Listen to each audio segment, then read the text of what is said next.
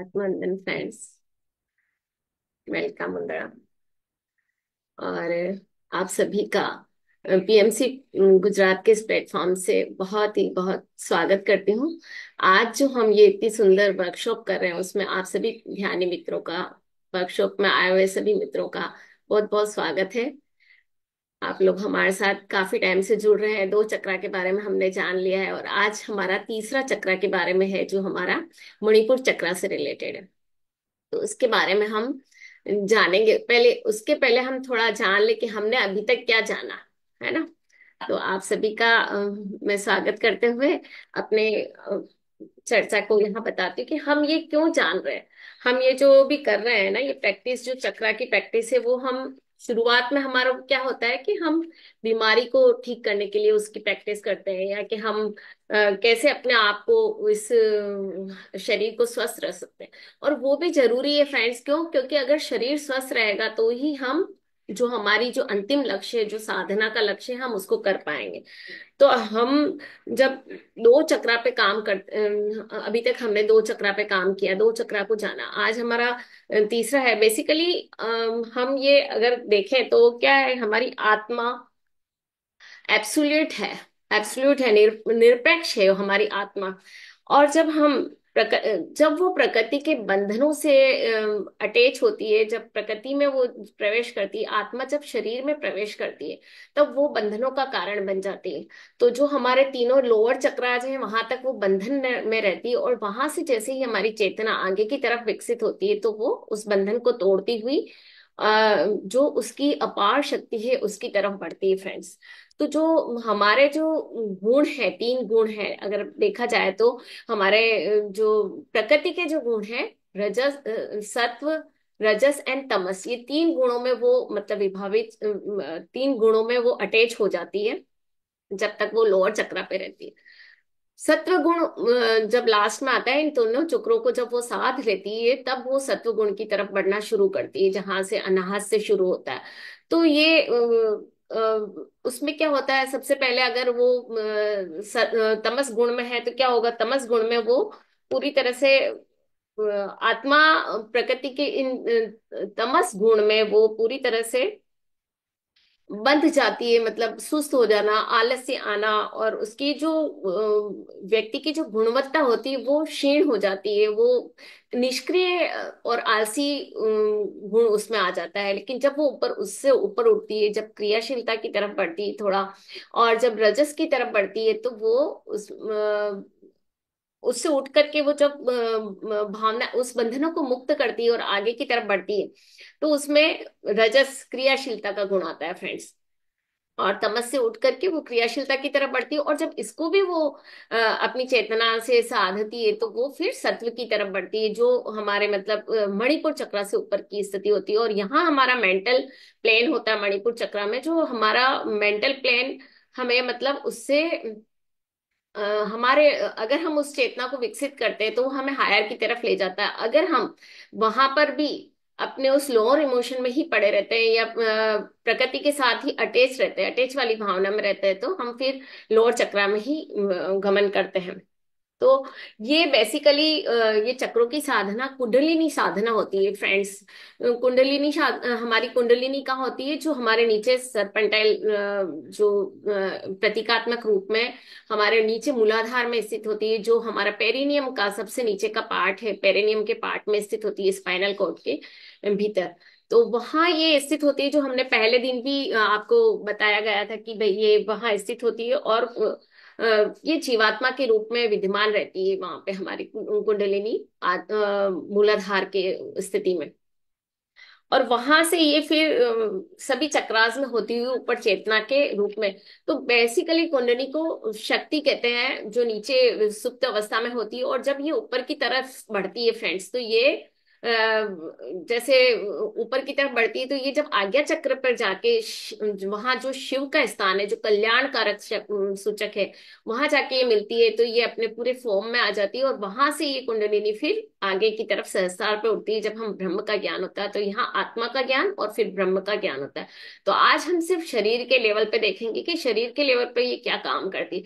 तो हमारे अंदर देखा होगा आपने, जो 72,000 नाड़ियां हैं आपको पहले भी पता है, लेकिन उसमें जो हमारी 24 प्रमुख नाड़ियां हैं जो हमारे नाभि मंडल में स्थित रहती, फ्रेंड्स। जो 24 प्रमुख नाड़ियां हमारे नाभि मंडल में स्थित होती है, और इतनी ज्यादा नाड़ियां हमारे नाभि मंडल में स्थित होती है कि वहां एक गुच्छा सा बन जाता है। तो आप जब नीचे के दो चक्रा को भेदते हो ना फ्रेंड्स, मतलब जैसे हमने मूलाधार पे काम किया, हमने स्वादिष्टान पे काम किया, तो ये थोड़ा फिर भी इजी है। लेकिन मणिपुर में जब आते हैं तो हमारी स्थिति वहां बहुत मुश्किल से ऊपर जाने की अवस्था में होती है, क्योंकि 24 नाड़ियां, जैसे हमारे शरीर में पूरी 72,000 नाड़ियां ऐसे बताया गया है शास्त्रों में। लेकिन जब जो नाभि मंडल है हमारा, वहां प्रमुख जो 24 नाड़ियां हैं वो स्थित है। अब उन प्रमुख 24 नाड़ियों में भी 10 नाड़ियां जो होती है वो हमारी नाभि मंडल में प्रमुख होती है, और उसमें से भी 3 नाड़ियां, जैसे ईड़ा, पिंगला और सुषुम्ना, जो 3 नाड़ियां हैं। आप पीछे पिक्चर में भी मेरे देख पा रहे होंगे कि एक साइड ईड़ा है, एक साइड पिंगला है, और एक साइड बीच में सुषुम्ना है। मतलब ये हमारी ऐसा भी कह सकते हैं कि जैसे कुंडलिनी जब तक जागृत नहीं होती, सुषुप्त अवस्था में रहती, तो इंसान को क्या होता है, जैसे बाहर की भौतिक चीजों से बहुत ज्यादा उसका मतलब अटैचमेंट होता है। यानी एक स्त्री है तो पुरुष से भी उसका रहेगा, या पुरुष है तो स्त्री से उसका आकर्षण रहेगा। तो वो उसके अंदर एक क्षणिक सुख पाता है ना, तो एक एकदम क्षणिक सुख की उसको प्राप्ति होती है। लेकिन जब वो उससे ऊपर उठती है और अपनी चेतना का विकास करती है, जब यानी शक्ति जो सुषुप्त अवस्था में पड़ी है, जब वो शिव से जाके मिलती है अपने आज्ञा चक्र पे, थर्ड आई सेंटर पे, तब उसके अंदर भीतर एक मतलब कहते हैं कि उसके अंदर की स्त्री उसके पुरुष से मिल गई है। इस तरह से हम कह सकते हैं इसको कि शक्ति शिवा से मिल गई है। तो वो एक जब वो क्षणिक सुख में रहती है, भौतिक सुख में होती है, तब भौतिकता में होती है तो क्षणिक सुख में होती है। लेकिन यहाँ उसको आनंद की, जो रियल आनंद है, वास्तविक आनंद है, उसकी अनुभूति होती है। और वहां से जब ये ब्रह्मरंध्र पे जाती है, सहस्त्रार पे जाती है, तो उसको एक रियल मतलब परम आनंद की अनुभूति होती है। परम आनंद जो हमेशा निर्वरत रहने वाला, मतलब दीर्घ काल तक रहने वाला, उसको खत्म नहीं होने वाला परम आनंद मिलता है। तो ये हम उसके बेसिक नॉलेज को जान रहे हैं, क्योंकि हमारी ये कुंडलिनी, बेसिकली हम अगर चक्रा पे काम करते हैं तो हमारी ये कुंडलिनी जागृत होती। तो इसका पीछे का ये मैंने थोड़ा आपको कुंडलिनी का बताया। अब हम आज नाभि चक्र जो हमारा है ओरिजिनली, नाभि चक्र पे चलते हैं। जो मैं बता रही हूँ आपको कि 24 नाड़ियां यहाँ पे होती, तो वो एकदम गुथला जाती है ना। तो जब ज्यादा नाड़ियां एक जगह ढेर होगी तो क्या होगा, एक दूसरे के अंदर घुस जाएगी। तो कितनी बार हम कहते हैं कि हमारा नाभि डिस्टर्ब हो गया है। तो क्यों? क्योंकि वहां अगर कुछ इम्बेलेंस हो जाता है तो वो डिस्टर्ब हो जाता है, और उससे फिर पूरा आपका डाइजेस्टिव सिस्टम और दूसरे सिस्टम सब डिस्टर्ब हो जाते हैं। तो ये 24 नाड़ियों में जो हमारी फिर 10 जो प्रमुख नाड़ियां, उसमें ये 3 प्रमुख नाड़ियां, और यहाँ से फिर अगर हम मतलब इतनी इकट्ठी एकत्रित हुई होती है कि उसका स्त्राव बहुत धीरे धीरे, बहुत धीरे, मतलब जैसे कहते हैं ना कि पानी का नल हम खुला रखते हैं तो कभी कभी नल थोड़ा सा खुला रहता है तो हल्का हल्का पानी टपकता रहता है।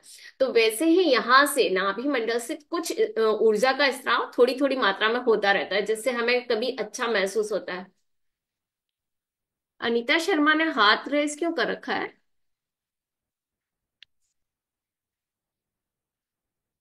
अ, अभी अपना लोअर हैंड कर लें, एक बार हम ये चर्चा कर लेंगे, उसके बाद आगे। अगर आवाज सही आ रही है, मेरी आवाज स्पष्ट है, कोई बता दे मुझे। ओके। तो यहाँ से फिर हम आगे बढ़ते हैं कि मणिपुर चक्र में हमें क्या काम करना। तो यहाँ पे क्या होता है कि ये जब ये जो नाभि स्थल है हमारा, इसमें हमारी ऊर्जा का बहुत अधिक भंडार है, बहुत बहुत ज्यादा कह सकते हैं कि ये मतलब स्टोरेज हाउस है हमारा ऊर्जा का। तो यहाँ पे क्या होता है कि ये थोड़ी थोड़ी मात्रा में ही यहाँ से, अगर हमारी चेतना जागृत नहीं है तो थोड़ी थोड़ी मात्रा में ही यहाँ से ऊर्जा निकलेगी। अगर हमारी चेतना जागृत है तो हम फिर एकदम फ्लोरिश करने लग जाते हैं, ऊपर की तरफ बढ़ते हैं, और एकदम हमारी चेतना का उत्तरोत्तर गति से विकास होता है, और हम हायर सेल्फ से, हमारी हायर सेल्फ से जुड़ जाते हैं, फ्रेंड्स। तो इस तरह हम अपनी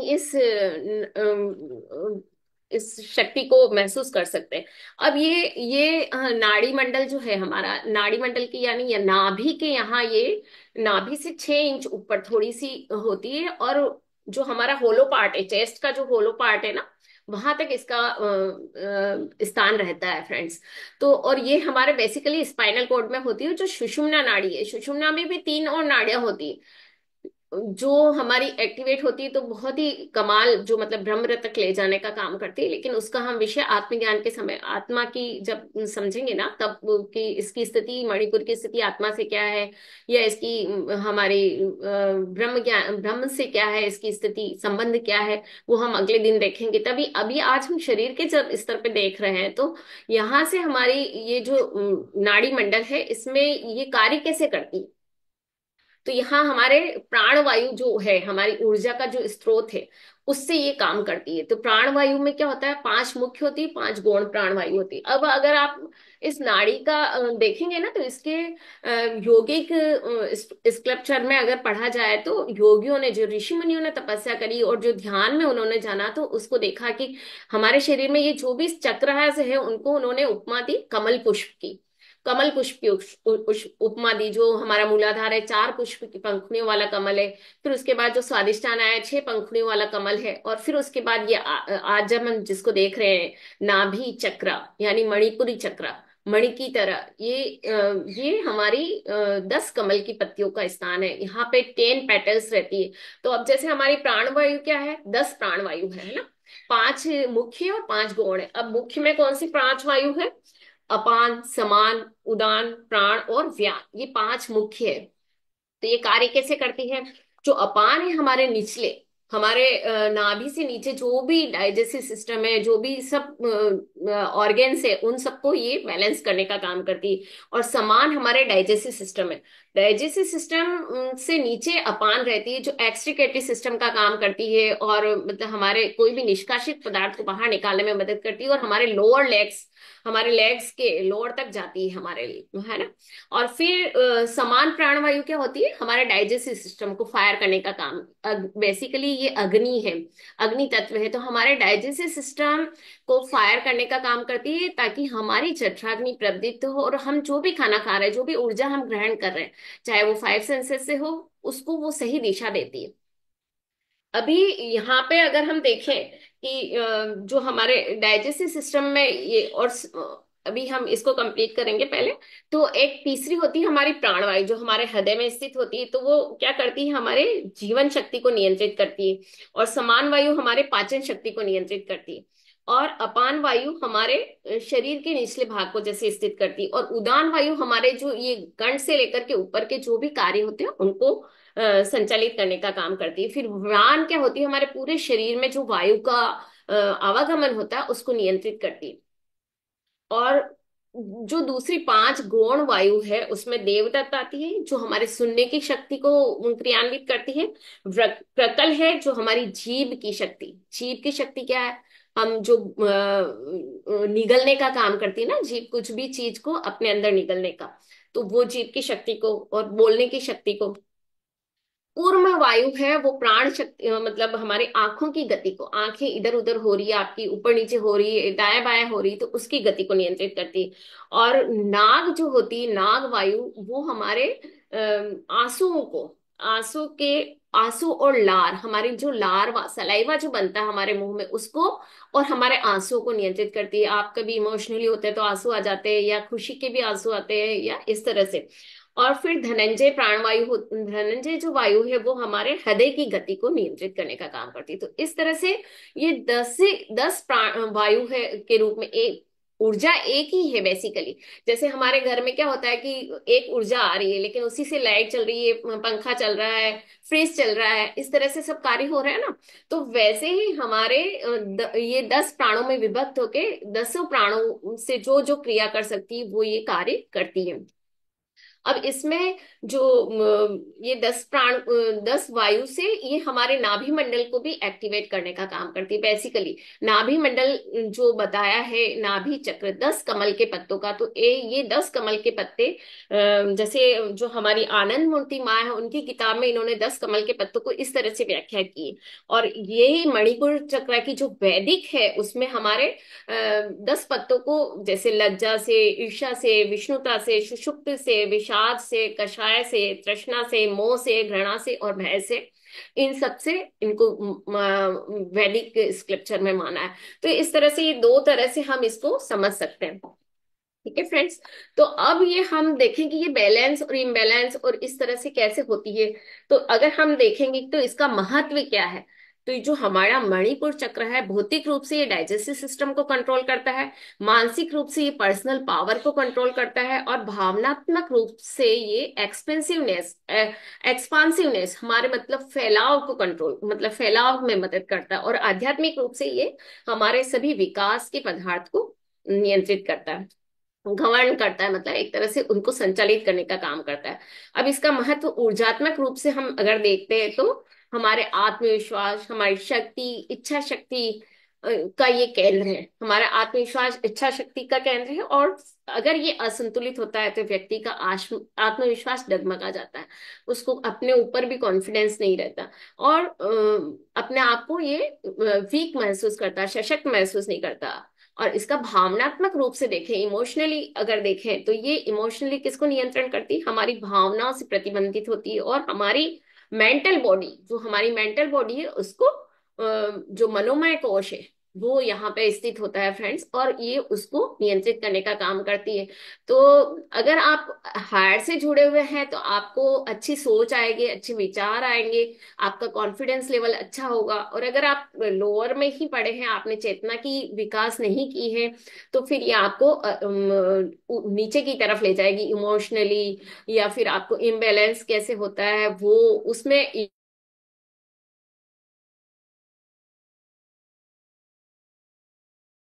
करती है। और शारीरिक स्वास्थ्य में अगर हम देखें तो ये चक्र पाचन तंत्र यानी हमारे लीवर से रिलेटेड है, और हमारे अग्नाशय पैनक्रियास से रिलेटेड है, और हमारे पेट के स्वास्थ्य को नियंत्रित करने का काम करती है। तो ये हम इसके मतलब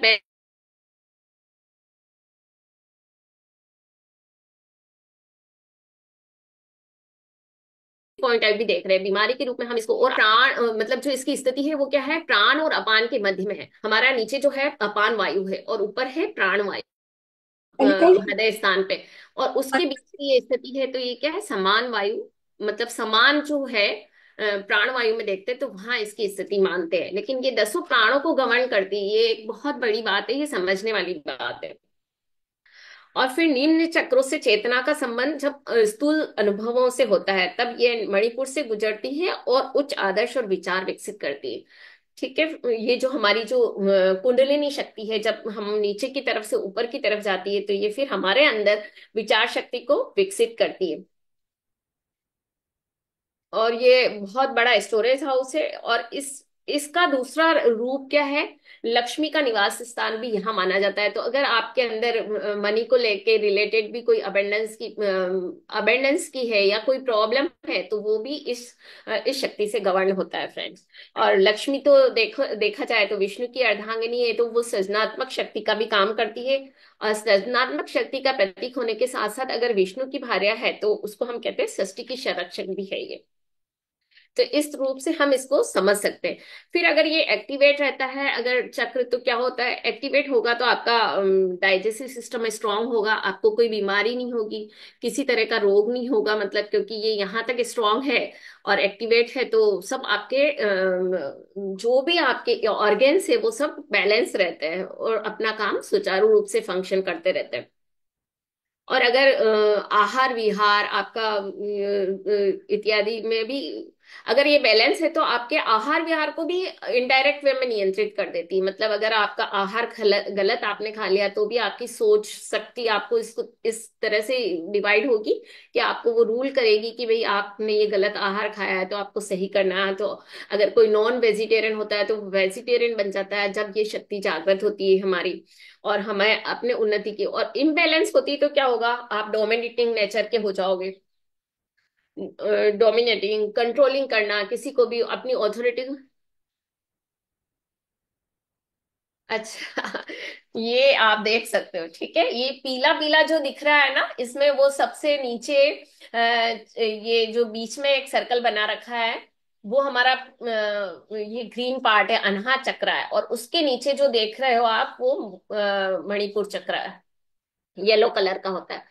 तो ये, और उसके ऊपर विशुद्धि है और बीच में ये हमारा स्थान है, मतलब ये इस तरह की मैं उसकी सिचुएशन पूरी बता देती हूँ आपको कि क्या होती है। हमने देखा है ना, पहले नीचे मूलाधार जो रेड कलर का होता है, उसके ऊपर स्वादिष्टान जो ऑरेंज कलर का होता है, और उसके ऊपर जो होती है ये हमारा मणिपुर चक्र का स्थान होता है, जो नाभि से 6 इंच ऊपर होता है, और हमारा जो चेस्ट का होलो पार्ट होता है उसके बिल्कुल बीच में होता है फ्रेंड्स। अब ये इनबैलेंस है तो क्या होगा हमारे शरीर में, डोमिनेटिंग नेचर हो जाएगा हमारा, और कंट्रोलिंग पावर हम करेंगे, हमारे को मतलब ऑथोरिटी, हर चीज में हमें ऑथोरिटी हमें करनी है कि भाई ये मैं जो कह रहा हूँ वो सच है, दूसरा सब गलत है।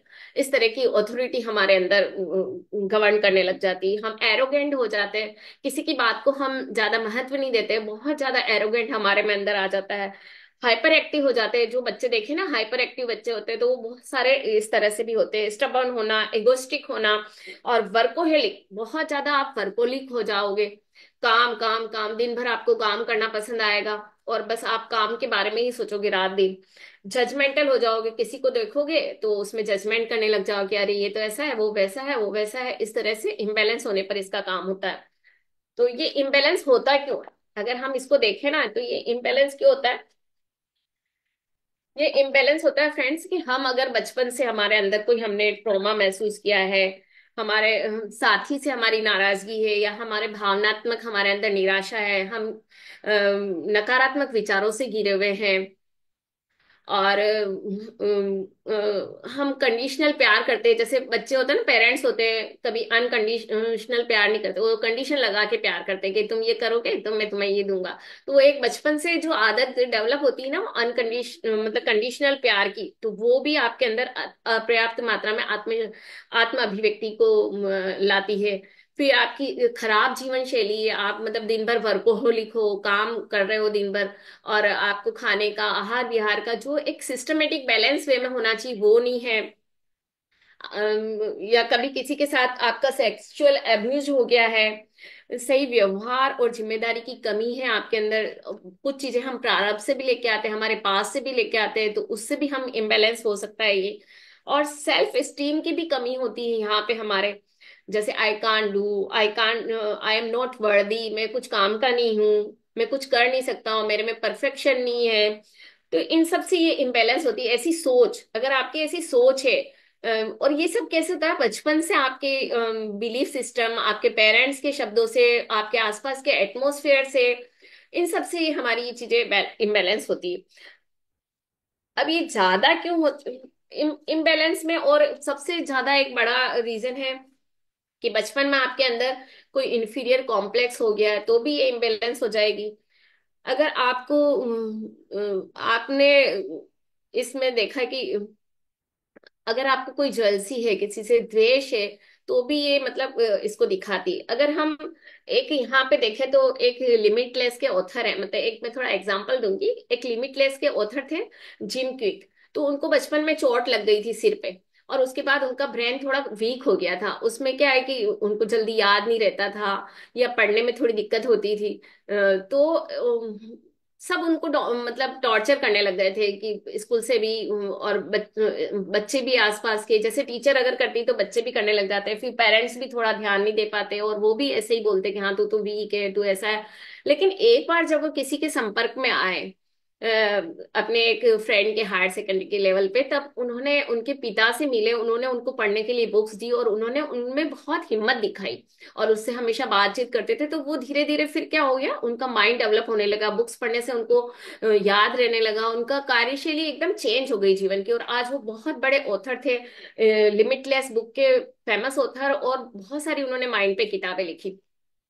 तो ये क्या होता है कि हमारी चेतना कब जागृत हो जाती है, तब हम एकदम पूरी तरह से बहुत सशक्त हो जाते हैं, बहुत ज्यादा कॉन्फिडेंस हमारे में अंदर आ जाता है।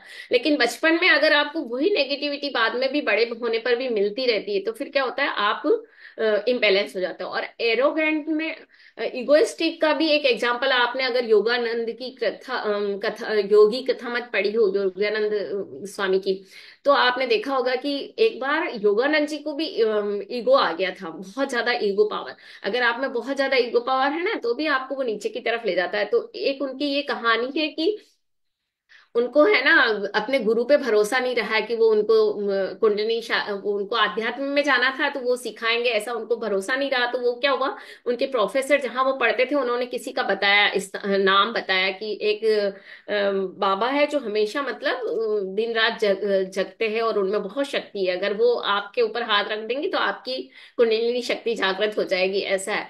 तो वो जब उनसे मिलने के लिए गुरु से परमिशन लेकर के मुझे जाना है, उनसे जबरदस्ती परमिशन ली और वो चले गए एक दिन। तो वो उन्होंने, एक तारकेश्वर मंदिर आता है रास्ते में, तो वहां जब वो पहुंचे तो वहां बहुत भव्य मेला लगता है कुछ समय में। लेकिन उस समय वो वहां जब पहुंचे तो पूरा निर्जन स्थान था और वहां से उनको आगे का रास्ता तय करना था जो उनके उन बाबा के वहां जाता था। तो वहां वो जाने के लिए जब निकले ना फ्रेंड्स, तो जब तारकेश्वर मंदिर पहुंचे तो उन्होंने जब अध्यात्म में तो थे ही ऑलरेडी योगानंद जी, तो उन्होंने जब देखा कि ये तो पत्थर की मूर्ति है, हमें तो आत्मा से मतलब है, हमें तो आत्मा पे काम करना है ना। तो उन्होंने उनको न तो नमस्कार किया न प्रार्थना की। और वो जब रवाना हुए वहां से उस गांव के लिए जहां वो बाबा रहते थे, जो दिन रात जगते थे, उन बाबा के लिए निकले, तो उनको इतनी कठिनाइयों का सामना पड़ा। जो रास्ते में मिला उन्होंने गलत रास्ता बता दिया। फिर बहुत ज्यादा वो परेशान हुए, 2 दिन तक इस तरह भटकते रहे। फिर उन्होंने रात में बैठ करके प्रार्थना करी कि संत से कि मुझे कोई सही रास्ता दिखाओ, मैं भटक गया हूँ। जब उनको ये महसूस हुआ कि मैं रास्ता भटक गया हूँ, जो भी मिलता गलत ही रास्ता बता रहा था, फिर वो उनकी प्रार्थना से उनको अगले दिन एक आदमी मिला बहुत दूर, 2 घंटे के बाद चलने के बाद उनको एक झोपड़ी मिली और उसमें एक आदमी मिला। तो पहले तो उसने अविश्वास और गुस्सा किया उस पर, और फिर बाद में जब उनकी कथा सुनी पूरी, योगानंद जी की तकलीफ सुनी, फिर उन्होंने कहा कि ठीक है तुम रात को विश्राम करो और सुबह चले जाना। उन्होंने रास्ता थोड़ा बताया, तो अब फिर अगले दिन वो रास्ते के लिए निकले, तो भी खूब लंबी दूरी पर तय करके वो जब जा रहे थे तो एक उन्होंने संत ने ही मिले और उन्होंने हाथ रखा और पूछा कि भाई तुम कहाँ जा रहे हो। तो कि भाई मैं इन संतों से मिलना। तो तुम्हारे रास्ते में कोई कोई मिला था तुम्हें, मतलब मंदिर मिला था और तुम अपने गुरु की आज्ञा। तो वो सब समझ गए कि ये तो संत ही है जो मेरे पूरी पास्ट लाइफ को बता रहा है, मतलब तुम गुरु की इच्छा को जाने बिना तुम यहाँ आ गए हो। तो उनकी इच्छा ये थी कि हिमालय में जाके तपस्या करूं, तो गुरु उनको परमिशन नहीं दे रहे थे। वो कह रहे थे कि यही हो जाता है, जैसे हमारे पीएसएसएम में कहते हैं ना, निर्वाण आपका यही हो सकता है। तो फ्रेंड्स थोड़ा टाइम भी ज्यादा हो रहा है, तो मैं थोड़ी सी शॉर्ट में इस बात को कहती हूँ कि वो अगर आप मतलब अगर आप ईश्वर के बारे में क्या जानते हैं, एक ही क्वेश्चन उन्होंने पूछा, तो उन्होंने कहा ईश्वर बाहर भी है और भीतर भी है। जब इतना जानते हो तुम, तो फिर ईश्वर बाहर है और अंदर भी है, तो तुमने वहां मूर्ति को देख करके नमस्कार नहीं किया, उनसे प्रार्थना नहीं करी। तो ये उस समय उनके अंदर ईगो आ गया था। और उस ईगो का ये परिणाम हुआ कि उन्हें बहुत परेशानी उठानी पड़ी फ्रेंड्स। उस परेशानी की वजह से वो, तो मतलब ईगो होना कितना बड़ा कष्टदायी होता है, तो ये यहाँ ईगो का पार्ट उन्होंने, योगानंद जी ने योगी कथा मत में हमें पढ़ाया कि आप जब अपने मार्ग पे चल रहे हो तो आपको ईगो नहीं होना चाहिए, तभी आपकी चेतना और आगे की तरफ बढ़ती। तब उन्होंने कहा कि तुम्हारे गुरु ही तुम्हें वो आगे का स्थान बताएंगे, और वहां से फिर वो वापस अपने गुरु के पास आए। इस तरह की एक पूरा एक चैप्टर है इस पे, तो आप जरूर उसको पढ़िएगा योगी कथा मत को। अभी ये एक्सेसिव होती है तो क्या होता है, एक्सेसिव होती है तो आप निरंतर मतलब वर्कोहलिक हो जाते हो, ये हमने अभी डिस्कस किया। अब हम ध्यान की तरफ चलेंगे। तो ध्यान में हम क्या करते हैं फ्रेंड, ध्यान में हम करते हैं 2 तरह से ध्यान कर सकते हैं। हम प्राण ऊर्जा को हम वहां ले जाते हैं, या हम उस कलर को देख करके उस पर स्थिर रह करके ध्यान करते हैं। तो जब हम प्राण ऊर्जा को वहां ले जाते हैं, हर बार जैसे ही आप सांस ले रहे हो प्राण को वहां ले जा रहे हो, और वहीं से आप प्राण को वापस निकाल निकाल रहे हो बाहर नोस्ट्रिल से। तो ये जो क्रिया, इस क्रिया को जब आप देखते रहते हो तो भी आपका ध्यान बहुत अच्छा लगता है, और उस चक्रा को आप एलिवेट करते हो जहां पे भी आप ऐसा ध्यान लगा। या फिर उस चक्रा की स्थिति को देखते हुए उसके आसपास की स्थिति से उस पिन पॉइंट पे, जैसे अर्जुन ने बिल्कुल आंख में तीर लगाया तो आंख को देखा ना, वैसे ही हम उस स्थिति को देखते हैं ना, कंप्लीट उसी जगह हमारा ध्यान रहता है, तो हमारा वो चक्र एक्टिवेट होता है। तो कंटिन्यूस हमें उस बात का ध्यान रखना। और ये एक सोलर प्लेक्सस के नाम से जाना जाता है, जो सूर्य की ऊर्जा का प्रतीक है। और मणिपुर चक्र यानी मणि मणि की रोशनी आपने देखी होगी, कितनी अपार रोशनी होती, वैसी ही हमारी इस चक्र की रोशनी होती। और मणिपुर इसको कहा जाता है, यानी मतलब मणियों का शहर, पुर यानी नगर। तो मणियों का पुर जो ये है, इसको अगर हम इस स्थिति को देखते हुए ध्यान करेंगे तो हमारे अंदर भी वो अपार रोशनी जो है वो प्रकट होगी फ्रेंड्स। तो हम अब ध्यान की तरफ बढ़ते हैं। हमें इगोइस्टिक नहीं होना है, इन सब चीजों को छोड़ना है, सेल्फ स्टीम को छोड़ना है। तो हमें इसका ध्यान करके हमें अपने आप को आगे चेतना को जागृत करना है फ्रेंड्स। तो हम ध्यान करने के लिए अपनी आंखों को कोमलता से बंद करेंगे। बेसिकली आनापानासती ध्यान के साथ हम इस चक्र का ध्यान भी कर रहे हैं। और उसके पहले हम पितामह पत्री जी को, महाअवतार बाबा जी को नमन करते हुए उनकी उनके चेतना के साथ कनेक्ट होते हुए, और जो हमारे एंजल हैं, इस चक्रा के जो एंजल है माइकल है, तो उनको हम आवाहन करेंगे ताकि हम और ज्यादा इस चक्र की एनर्जी को हम महसूस कर सके अपने अंदर। तो इस तरह से हम, और सूर्य की उष्मा, सूर्य की रोशनी जो बाहर भी है और हमारे भीतर भी मणिपुर चक्र के रूप में विद्यमान है, तो उस सूर्य की ऊर्जा को हम अब आह्वान करेंगे कि वो हमें सही मार्ग दिखाए और हमारे इस चक्र को सही गति दे। इस प्रार्थना के साथ कि हम इस चक्र को ऊर्ध्व गति की तरफ बढ़ाने के लिए जो काम कर रहे हैं उसमें हम सफल हों। अपने आंखों को कोमलता से बंद करते हुए, अपने हाथों को इंटरलॉक करते हुए अपनी सुंदर गोदी में रखें। अपने पाँव को इंटरलॉक कर दें और अपने आप से जुड़ जाए, अपनी श्वासों से जुड़ जाए। हर आती हुई श्वास के साथ अपने शरीर को एक रिलैक्स अवस्था में ले जाएं फ्रेंड्स, जहां आप पूरी तरह से एक शांति को महसूस कर सकें।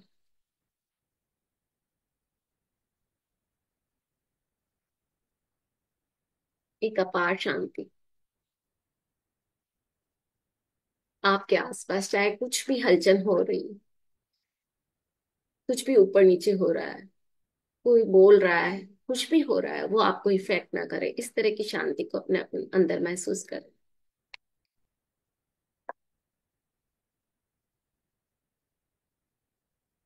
ये चक्र हमारी गतिशीलता को बताता है, तो हम यहाँ गतिशीलता का भी आह्वान करेंगे। हमारे अंदर की जो गति है हमें महसूस हो, जो प्राणों की गति है, ऊपर से नीचे, नीचे से ऊपर, उसके साथ हम अटैच हो जाए। एक दिव्य सूर्य की रोशनी को हमारे नाभि मंडल में महसूस करें। पीली रोशनी, सूर्य की तेज रोशनी, मणि की तरह चमकती हुई रोशनी, उसके आभा को हमारे इस सुषुम्ना नाड़ी में फैलता हुआ देखें।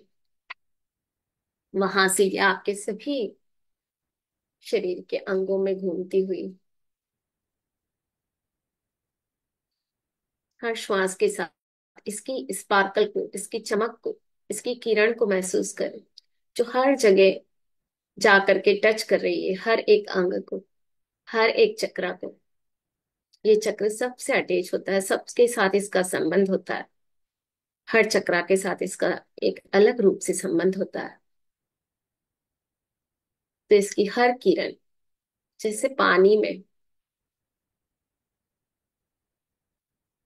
सूर्य की रोशनी पड़ने से किरण में चमक आती है, वैसे ही हमारे अंदर के सूर्य की रोशनी से, मणि से, हर आसपास के ऑर्गन, आसपास की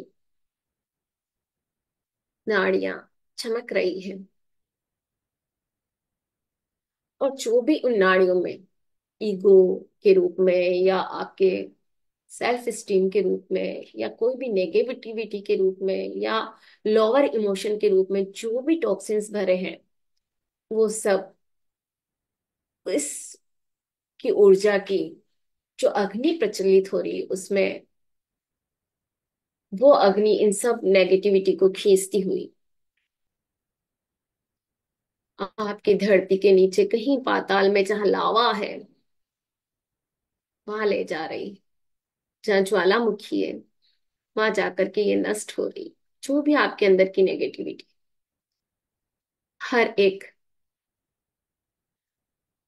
आप अपने आप को अच्छी तरह से बेहतर तरीके से जानते कि आप में क्या कमी है, उस कमी को ढूंढो और उसमें स्वाहा कर दो। ये यज्ञ के हवन कुंड है, उसमें हर अपने नेगेटिविटी को, पेन को, तकलीफ को, जो भी इम्बैलेंस पोजीशन है आपकी, उसको सबको स्वाहा करते जाएं फ्रेंड्स, ताकि ये उस ऊर्जा में विलीन हो जाए।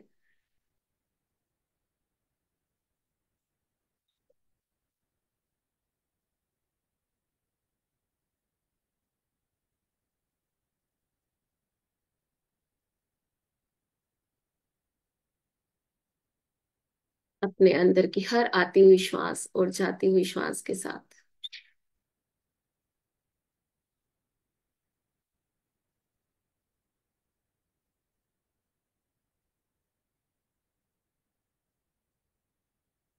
एक होते हुए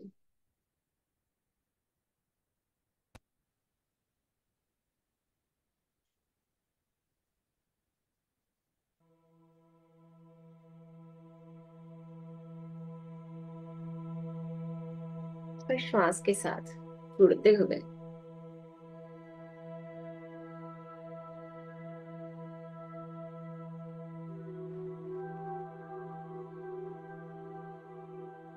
अपने अंदर के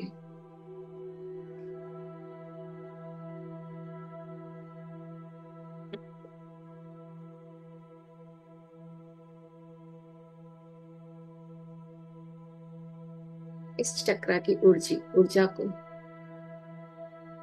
फैलता हुआ देखे फ्रेंड्स, आपके नाभि मंडल से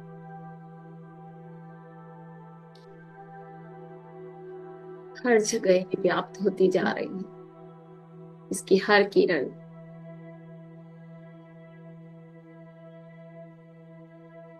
आपको एक नई ऊष्मा, एक नई रोशनी दिखा रही है, एक नई रोशनी से, एक पॉजिटिव वाइब्रेशन से जोड़ रही है।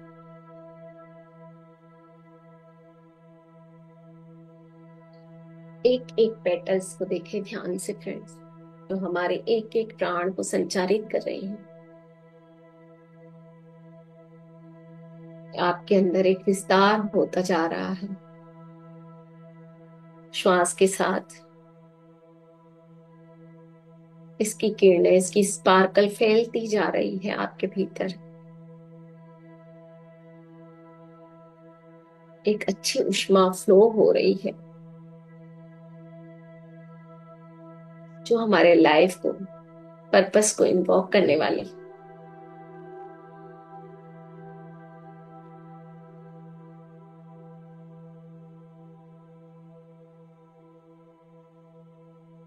जो हमारे भूत और भविष्य के बीच की स्पार्कल को, वर्तमान को फैलाने वाली, अज्ञात और ज्ञात के बीच की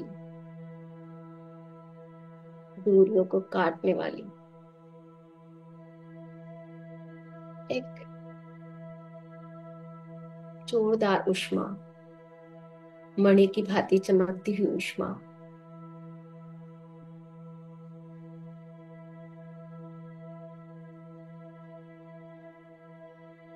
अपने आप को इस ऊष्मा के साथ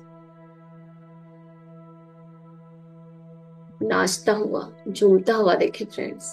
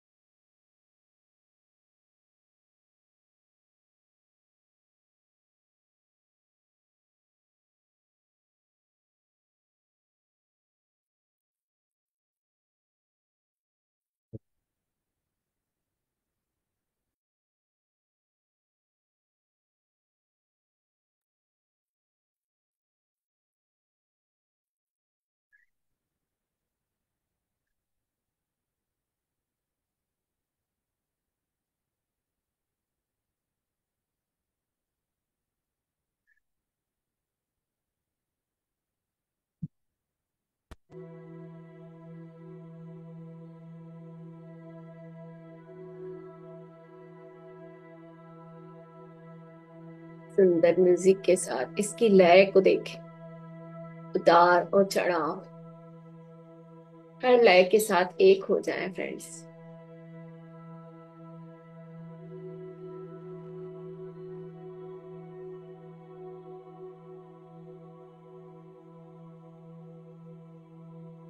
अपने भीतर एक असीम ऊर्जा को महसूस करें, जिससे आपको उष्णता महसूस हो रही है, गर्मी महसूस हो रही है,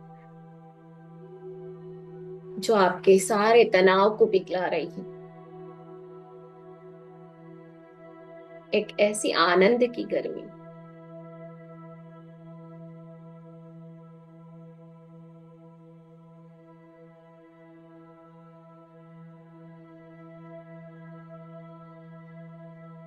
एक आपको सुख का एहसास कराने वाली गर्मी, जो आपके तनाव को कम करती जा रही है।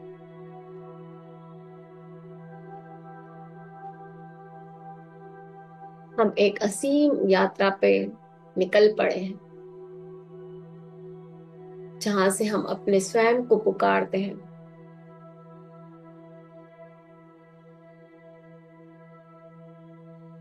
अपने हायर सेल्फ की तरफ बढ़ने का यात्रा, बढ़ने का मार्ग।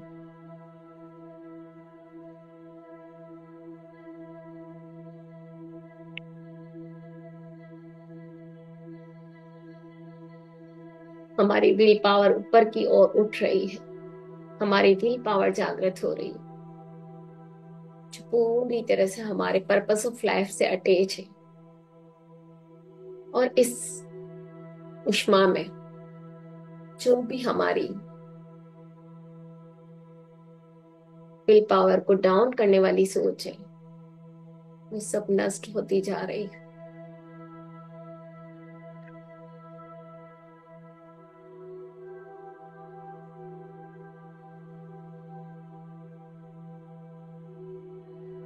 आप अपने भीतर एक येलो किरण को महसूस कर रहे हैं फ्रेंड्स। उसको पुकार रहे हैं, उस पर थिरक रहे हैं। अपने अंदर के उस थिरकन को महसूस करें, जो आपको इसके साथ ले जा रही है।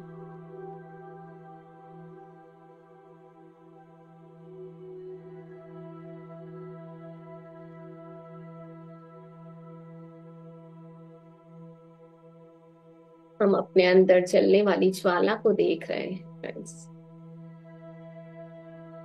जो हमारे सारे विकारों को, हमारी अक्लिष्ट एनर्जी को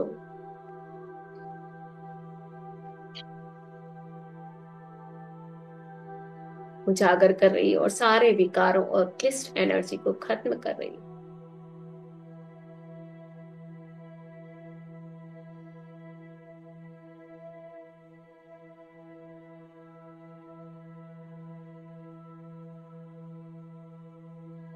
जब हम असंतुलन में होते हैं तो हमारी क्लिष्ट एनर्जी सबसे ज्यादा एक्टिवेट होती है, जो क्लेशों को उत्पन्न करती है, जो क्लेशों का कारण बनती है।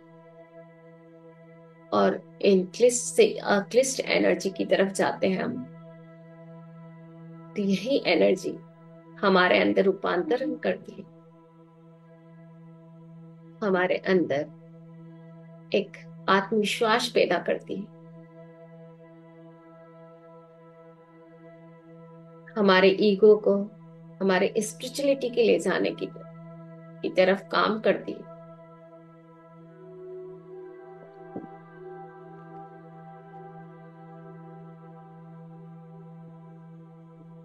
हमारे सारे नेगेटिव इमोशन को पॉजिटिव में बदलने का काम कर रही है।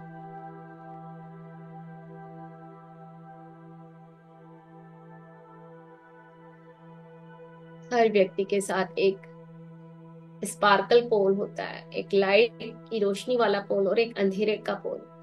आप क्या चूज करते हो, यही आपकी उन्नति का कारण बनता है। आप अंधेरे को ढकेलते हुए ज्वाला में दहा कर रहे हैं और उजाले की तरफ बढ़ रहे हैं। एक रोशनी वाला पोल जो हमें हमारी आत्मा से, उस ब्रह्म से मिलाने वाला है। अपने भीतर की इस ज्वाला को एक नया मोड़ देने वाले हैं हम।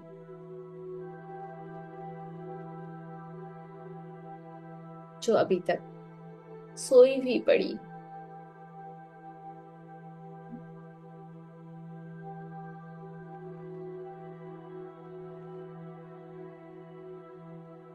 हम उस चेतना के साथ मर्ज होते जा रहे हैं, इस सूर्य की स्पार्कल लाइट के साथ, उस मणि की रोशनी के साथ पूरी तरह से अपने आप को मर्ज होता हुआ देखो। आपकी चेतना भी फैलती जा रही है उसी की रोशनी में।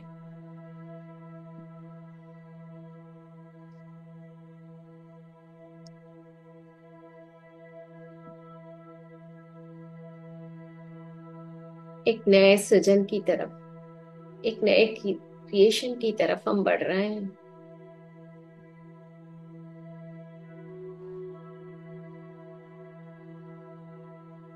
हम उसमें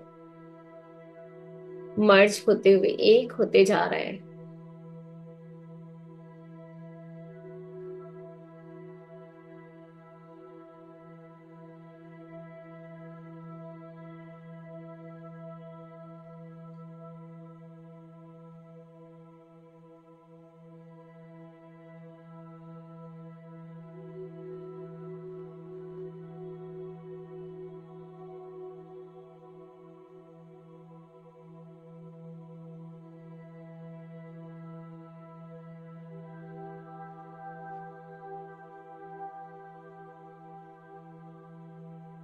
एक ऐसी जमीन को, प्लेटफॉर्म को महसूस कर रहे हैं जो हरी भरी जीवन से भरी हुई है, जहां गतिविधि हो रही है, एक प्राण का संचार हो रहा है, और जो सितारों की तरह चमक रही है फ्रेंड्स। जहाँ हर छोटी से छोटी चीज स्पार्कल कर रही है, उसकी चमक बढ़ती जा रही है इस ऊर्जा के साथ, इस रोशनी के स्पष्ट हो, इस रोशनी के टच होने से, इस दिव्य ऊर्जा के स्पर्श से। वहां की सारी एनर्जी राख हो गई है। जो नेगेटिव एनर्जी है वो नष्ट हो गई है, और आपके सारे पॉजिटिव एनर्जी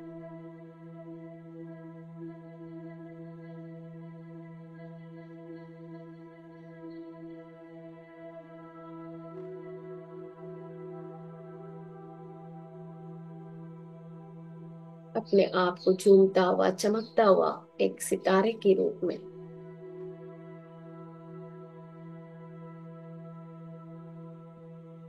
नाचता हुआ।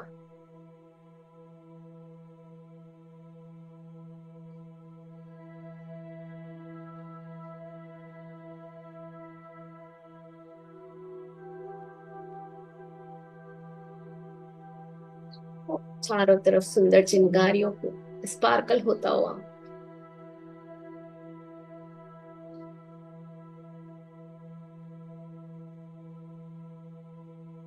हमारे अंदर के व्हील को स्पार्कल होता हुआ देखें,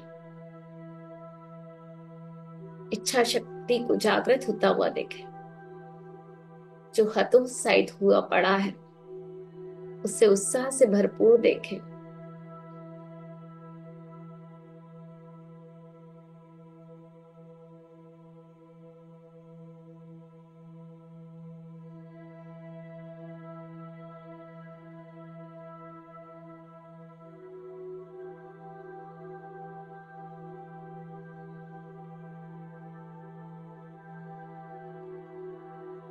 हमारी अशुद्धियों के चलने से हमारा शरीर हल्का होता जा रहा है।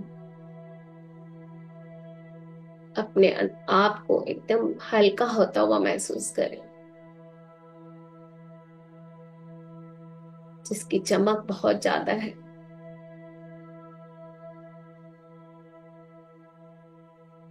लेकिन वजन बहुत कम। पूरी मणि की तरह।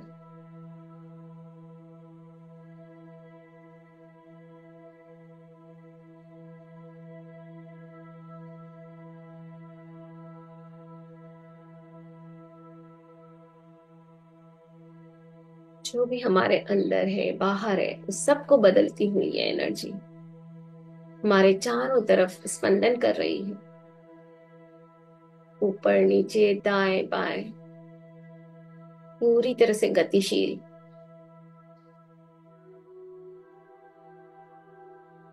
आपके आसपास के हर इमोशंस को ट्रांसफॉर्म करती हुई, उसे हायर सेल्फ से जोड़ती हुई।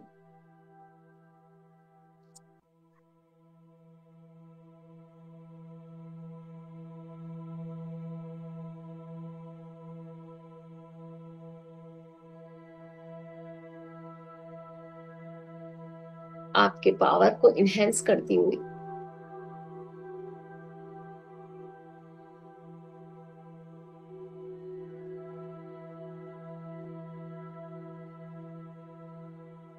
जो भी आपकी नेगेटिव एनर्जी है, जो भी पेन, तकलीफ या कोई भी इमोशन अभी भी कुछ है बचा हुआ, उसे ये एनर्जी, मणि की तरह चमकती हुई एनर्जी धकेल रही है फिर से नीचे पृथ्वी की तरफ। कई तलों के नीचे जहां लावा है, धधकता हुआ लावा, उस लावा की अग्नि में हमारे सारे कुकर्मों को, पास्ट की तकलीफों को, हमारे प्रारब्ध से लेकर आए हुए हमारे पास्ट के सभी विचारों को, जो विचार हमें फायर की तरफ जाने से रोकते हैं, जो हमारे अंदर नेगेटिविटी लाते हैं, उन सबको उसमें होम कर रही है। और जैसे इसी लावा से फिर से पृथ्वी का जन्म हुआ, वैसे ही फिर इसी लावा से एक सकारात्मक ऊर्जा निकलकर फिर से आपके अंदर आ रही है, जो आपके पैरों से होती हुई आपके नाभि मंडल तक पहुंच रही है। आपके पैरों को चार्ज करती हुई, आपके टखनों को चार्ज करती हुई, आपके काफ मसल्स को, नी को चार्ज करती हुई, उसके अंदर की सभी नाड़ियों को शुद्ध करती हुई, मसल्स को शुद्ध करती हुई, नाभि मंडल में स्थित सभी ऑर्गन्स को, अंगों को पोषित करती हुई,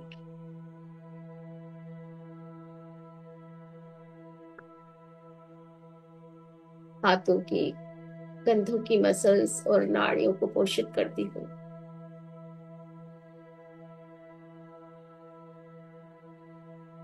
आपकी सुषुम्ना नाड़ी के माध्यम से सारे चक्रों को जागृत करती हुई,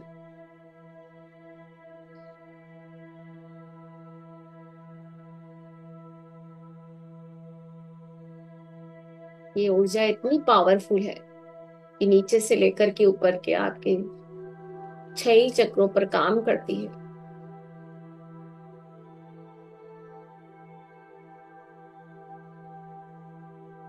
सभी 72,000 नाड़ियों को शुद्ध कर रही है।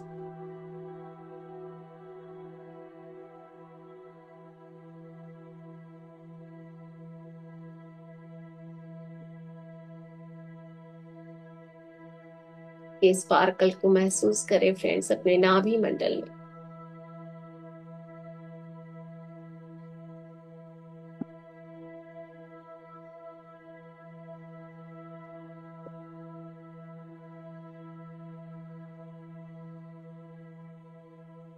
आप पूरी तरह से चार्ज हो गए। अपने अंदर की सोच को बदलने के लिए अपने आप को प्रेरित करें। अफर्मेशन दें, मैं आत्मविश्वास से पूर्ण हूँ। मैं अपनी भावनाओं और इच्छाओं को संतुलित रखती हूँ या रखता हूँ। मेरे जीवन में शांति और शक्ति का प्रवाह हो रहा है। जो मेरे भीतर आत्मविश्वास को बढ़ा रहा है।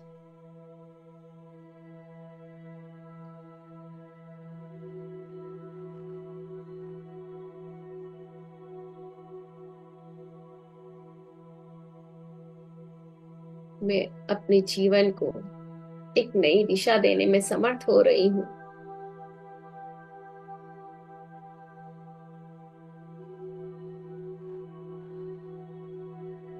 मेरे इस चक्रा की वजह से, इस ऊर्जा की वजह से मेरे अंदर का जीवन बदल रहा है, जो मुझे और उन्नति की तरफ ले जा रहा है।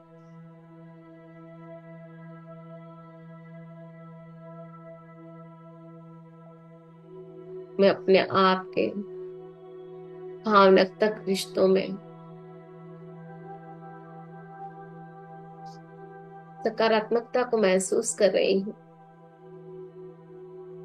मेरा पाचन तंत्र, शारीरिक स्वास्थ्य सुचारू रूप से काम कर रहा है। मेरी वाइटल कैपेसिटी, प्राण ऊर्जा को गति मिल रही है।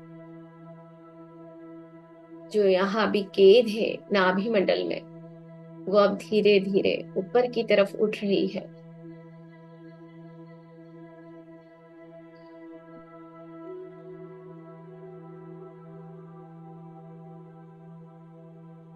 मैं अपने आप में बहुत अच्छी ऊर्जा को महसूस कर रही हूँ, जो मुझे बैलेंस कर रही है अपने भौतिक और अपने आध्यात्मिक दोनों में।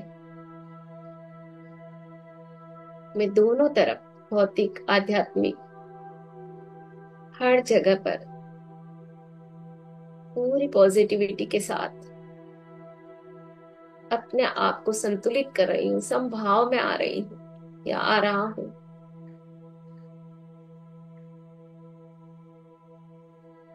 धीरे धीरे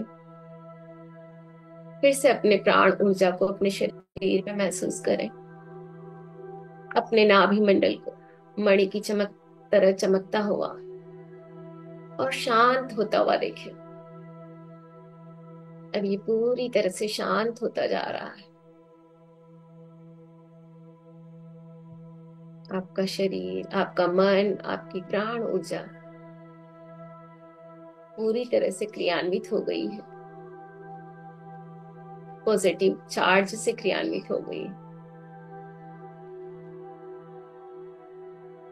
धीरे धीरे अपने शरीर को महसूस करें। अपने हाथों को, अपने पांव की उंगलियों को महसूस करें फ्रेंड्स। और धीरे धीरे अपने आप को धन्यवाद करें कि आज हम फिर से कामयाब रहे, सफल हुए अपनी इस सकारात्मकता की तरफ बढ़ने में, अपने हायर सेल्फ से मिलने में। उसके लिए अपने शरीर का धन्यवाद करें। इस सूर्य ऊर्जा का, हमारे एंजल माइकल का, पितामह पत्री जी और महाअवतार बाबा जी का धन्यवाद करें, जिनकी चेतना के साथ हम थे।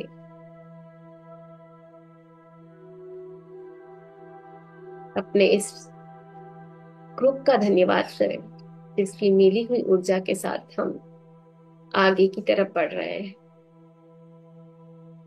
सुंदर ध्यान का धन्यवाद करें। इस ज्ञान का धन्यवाद करें। अपने हायर सेल्फ का धन्यवाद करें। दोनों हाथों को उठाते हुए अपने हायर सेल्फ के लिए धन्यवाद करते हुए अपने आंखों पे रखेंगे फ्रेंड्स। 5 सेकंड के लिए अपने आंखों को अपने हथेली में खोलें और बंद करें।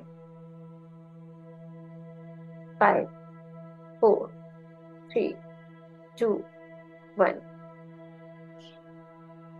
धीरे धीरे अपने आंखों को अपनी हथेली से और अपनी हथेली से पूरी इस ऊर्जा को अपने पूरे शरीर में फैलाते हुए एक जोरदार ताली के साथ ऊर्जा को बैलेंस करें।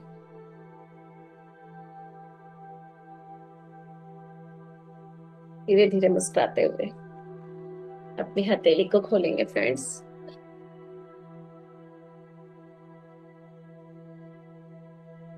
जो ध्यान में बने रह जाते हैं वो ध्यान में रह सकते हो, और जो ध्यान से बाहर आ गए हैं वो थैंक यू इस अर्पित मंच। जी। बहुत ही सुंदर विजडम आपका और बहुत ही प्यारा सा ध्यान। बहुत ऊर्जा थी। Thank you so much. Thank you very much. नई नई बातें जानने को मिली, अच्छा लगा मतलब। हाँ, बहुत अच्छी नई बातें जानी। बोलना। थैंक कौन यू। बोल रहा है वो भी मुझे पता नहीं चल रहा। आपका नाम? कौन जी?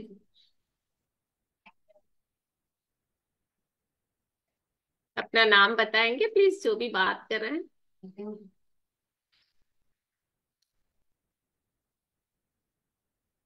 आपने बोल रखूँ। अनीता जी। आपने बोलते नहीं आवड़ता था ना।